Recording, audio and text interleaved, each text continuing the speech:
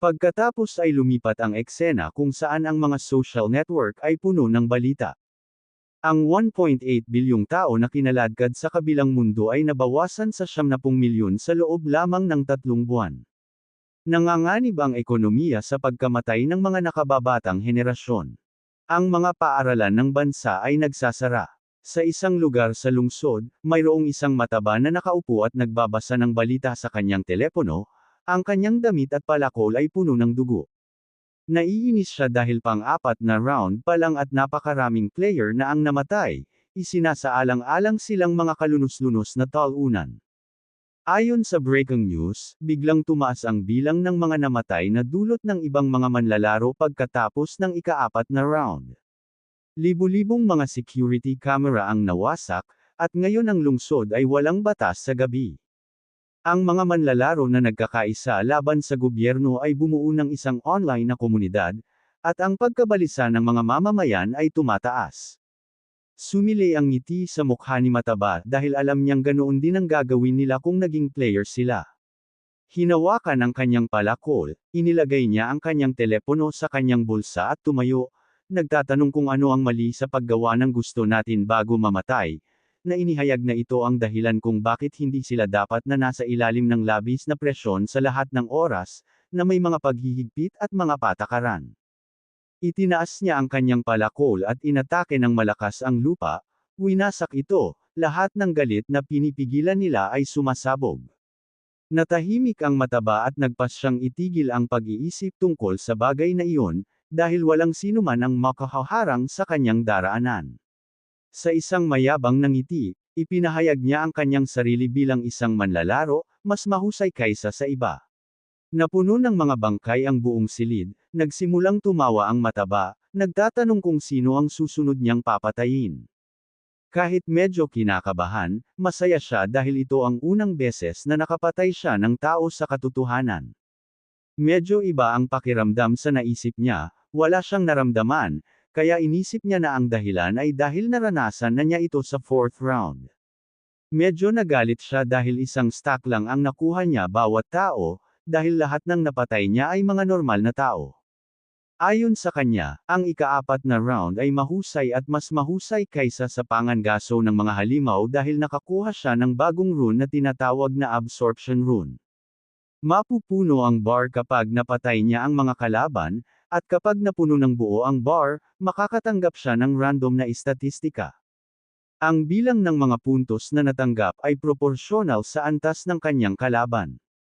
Binuksan ng Mataba ang pinto ng silid, nababalisa siya at gusto niyang pumatay ng mga manlalaro sa halip dahil makakakuha siya ng mas maraming stock mula sa kanila. Na may mausisang ekspresyon, kinuha niya ang kanyang mobile phone at naalala na may binanggit silang forum para sa mga manlalaro. Isang masasamang ngiti ang lumitaw nang pumasok sa isip niya ang ideya ng pagsali sa forum kasama ang mga manlalaro para pumatay ng iba dahil sa paraang iyon ay makakakuha siya ng mas maraming stock. Binuksan niya ang forum upang sumali sa forum ng mga manlalaro. Ito ang kauna-unahang online forum ng bansa upang tulungan ang mga manlalaro upang mabago nila ang mundo. Ang PCW Forum ay nagsasagawa ng mga interview upang tanggapin ang mga bagong miyembro upang matiyak na ang mga manlalaro lamang ang magiging bahagi ng komunidad. Bago sumali, kailangang ilagay ng Mataba ang kanyang personal na impormasyon, antas, klase at username sa kabilang mundo, ang pangalan ng zone na kinabibilangan, at ang round number bago matanggap para sa isang interview. Medyo naiinis ang Mataba dahil sobrang higpit ng forum, hindi lang personal na impormasyon ang kailangan niyang i-reveal kundi kailangan din siyang ma-interview. Wala siyang ibang pagpipilian kaya pinunan niya ang form, dahil sa paraang ito lamang siya makakakilala ng mga manlalaro. Kumpiyansa siya na hindi iisipin ng ibang mga manlalaro na mayroong isang manlalaro doon na pumapatay sa ibang mga manlalaro. Kinabukasan, sumunod sa utos, dumating ang Mataba sa isang establishmento. Ayon sa mensahe ng interviewer, kailangan niyang pumunta sa Welcome Cafe sa Wabo, Namyang, pagsapit ng tanghali at maaaring magsuot ng kahit anong gusto niya. Pinagmasdan niya ang karatula ng kafe, ito ay tinatawag na Welcome Cafe. Nagsimula siyang mawala ng pasensya dahil ang lugar na ito ay nasa gitna ng kawalan kung saan wala man lang dumaan na mga bus. Nagpasya siyang itigil ang pag-iisip tungkol sa bagay na iyon at buksan ang pinto ng kafe. Iniisip na patayin ng interviewer kung kumilos ito na parang tulala. Ang loob ng kafe ay maluho at mas sophisticado kaysa sa inaakala ng mataba. Sa isa sa mga mesa ay may 2 taong nag-uusap. Ang isa sa kanila ay isang lalaking may berdeng buhok at ang isa naman ay nakasuot ng pink na hood, na tanging mga customer. Nakuha ng mataba ang atensyon ng lalaki. Tumayo siya at nagtanong, "Ikaw ba ang dumating para sa interview para sa PCW?" Naglakad ang mataba papunta sa kanila at sinabing oo. Malumanay na tinanong ng interviewer kung ano ang kanyang username, na sinagot ng mataba, "Black Flame Dragon in Hand." Nagkamayan ang dalawa at nagpakilala ang lalaki bilang interviewer, at ang username niya ay myage30. Nagsimulang pagpawisan ang mataba sa pagtataka at nagtanong, "Manlalaro ka ba?" Natatawang tumango ang interviewer at binanggit na bagamat parang hindi, pero mag-30 na siya ngayong taon. Ipinakilala ng interviewer ang ibang manlalaro na nakasuot ng pink na hoodie bilang Little Cockle, na ipinaliwanag na siya at ang Black Flame Dragon in Hand ay maaaring maging mga kasamahan, kaya hiniling niya sa kanilang dalawa na batiin ang isa't isa. Bati ng mataba sa manlalaro at binalikan nito ang pagbati. Medyo naiinis siya nang makitang manlalaro din ang isang mahinang tulad nitong tao. Nang makaupo na sila, pinagmasdan ng mataba ang loob ng kafe at binanggit nito na tila hindi maganda ang takbo ng negosyo para sa kanila, dahil wala ring customer at wala ring empleyado.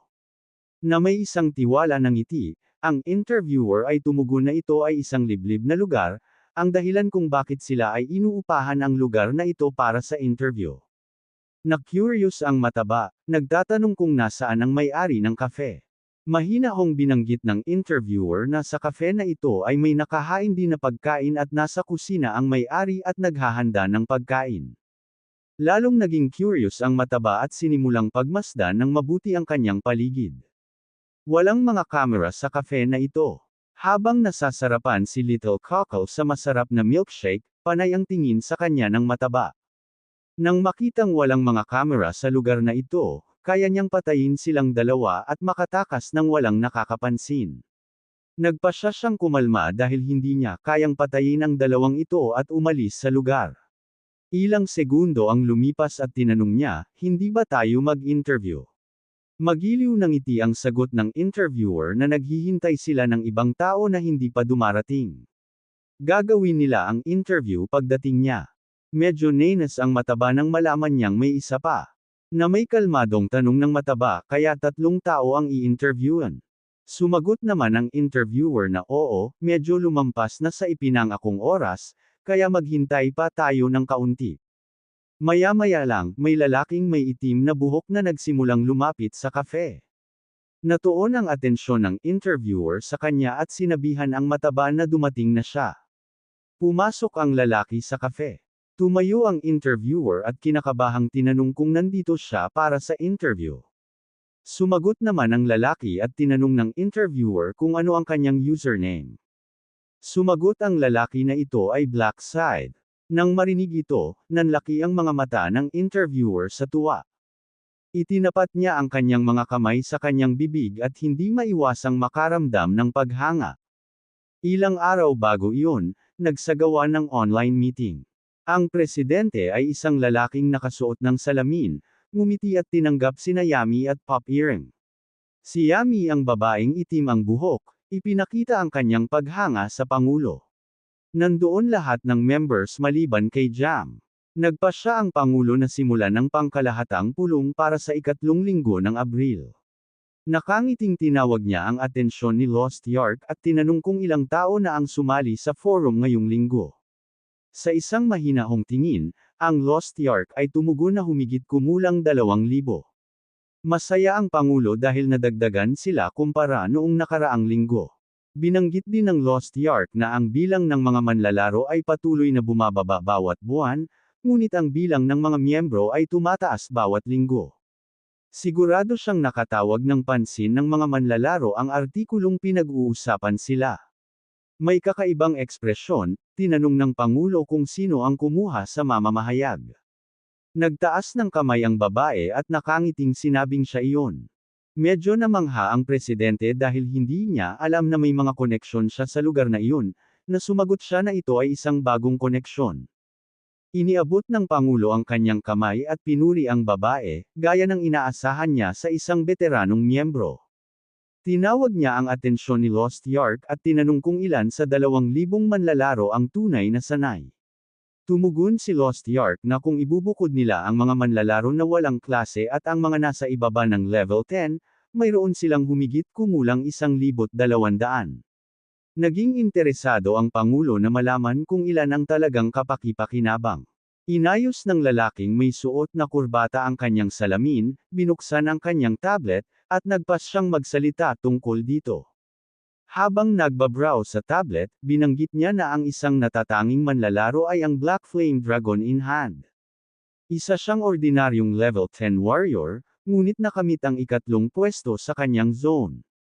Alam ng Pangulo na upang makamit ang 3 pwesto, dapat siyang magkaroon ng isang mahusay na rune o nagsisinungaling. Binanggit ng lalaking nakakurbata na sapat na siyang mapili bilang kandidato para sa isang executive position. Naisip ng Pangulo na tama siya at tinanong kung mayroon pang ibang kapaki-pakinabang na manlalaro. Nagsimula siyang mag-navigate sa tablet at ipinaliwanag na ang isa pang namumukod tanging manlalaro ay si Little Cockle, na palaging nireranggo sa pagitan ng ika-4 at ika-10 pwesto. Bukod sa dalawang iyon, may 50 pang manlalaro na kabilang sa top 100 sa kani-kanilang zone. Nang marinig ito, sumilay ang nasa sabik ng ngiti sa mukha ng presidente, na pagtantong magiging abala siya sa pakikipanayam sa mga tao. Tinawag niya ang atensyon ng may age 30 na natutulog. Nang marinig ang boses ng Pangulo, nagising siya mula sa kanyang pagkakatulog na hindi alam kung nasaan siya. Ang Pangulo, na halatang galit, ay nagtanong kung siya ay natutulog at kung ano ang kanyang ginawa kagabi na siya ay nakatulog na. Ayaw niyang makarinig ng mga dahilan, binibigyan siya ng utos na pangasiwaan ang 50 interview para sa susunod na pagpupulong, na binyantaan siya na kung hindi siya magtagumpay, isa pang mataas na antas na kandidato ang maaaring pumalit sa kanya. Kalahating tulog pa, nangako ang may age 30 na tutuperan ang gawain. Tinanong ng Pangulo ang Lost Yark kung nakipag-ugnayan siya sa Black Side. Inilabas ni Lost Yark ang kanyang telepono at may mahinang boses na sumagot na ipaalam niya kaagad kung nangyari iyon. Napabuntong hininga ang Pangulo. Para sa kanya ay nakakahiya dahil bibigyan niya agad siya ng executive position kung sasali lang siya. Tinanong niya si Yami kung maaari niyang hilingin sa mga mamamahayag na magsulat ng higit pang mga artikulo dahil naniniwala siya na kakailanganin nila ng higit pang marketing upang subukang makuha ang Black Side na sumali sa kanila. Nakangiting sagot niya na hanggat may pera, lahat ay posible. May kumpiyansa na ekspresyon, sinabihan siya ng Pangulo na huwag mag-alala tungkol sa pera dahil bibigyan niya siya ng gantimpala para sa kanyang pagsusumikap. Hindi maiwasan ni Yami ang matuwa at magpasalamat sa Pangulo. Bago pa man sila makapunta sa susunod na paksa, napuno ng pagtataka ang mga mata ni Lost Yark. Hiniling niya sa Pangulo na maghintay dahil may isang user na humiling na sumali sa forum. Napuno ng kuryusidad ang isip ng Pangulo at tinanong niya kung sino. Nagsimulang manginig ang Lost Yark nang ihayag niya na ang Black Side ay humiling na sumali sa forum. Ang paghahayag na ito ay nagdulot ng pagkabigla sa lahat. Sa kasalukuyan, ang may age 30 ay binati si Black Side na may masayang ngiti at nagtanong kung mahirap bang makarating dito. Tumango si Black Side at nang makita ito, sinimula ng may age 30 na hawakan ang kanyang ulo at may kinakabahang ekspresyon ay humingi ng paumanhin, na nagpapaliwanag na ito ang pinakamagandang lugar na alam nila para sa privacy. Iniabot niya ang kanyang kamay sa iba, na nagpapahiwatig na dapat silang umupo. Napansin din niyang napakagwapo nito kaya naisip niya na dapat sikat siya sa mga babae. Inilipat ng may age 30 ang upuan para sa Black Side at nang makaupo na siya, nabanggit ng may age 30 na nandito rin silang dalawa para sa isang interview tulad niya. Hindi napigilan ng mataba ang pagngalit ng kanyang mga ngipin at nakaramdam ng galit. Kaya lang, umubo si Little Cockle at binati sila. Nagpakilala rin si Blackside na medyo naiinis. Habang kumikinang ang kanyang mga mata na nakangiti, nagpakilala si Rio bilang Little Cockle.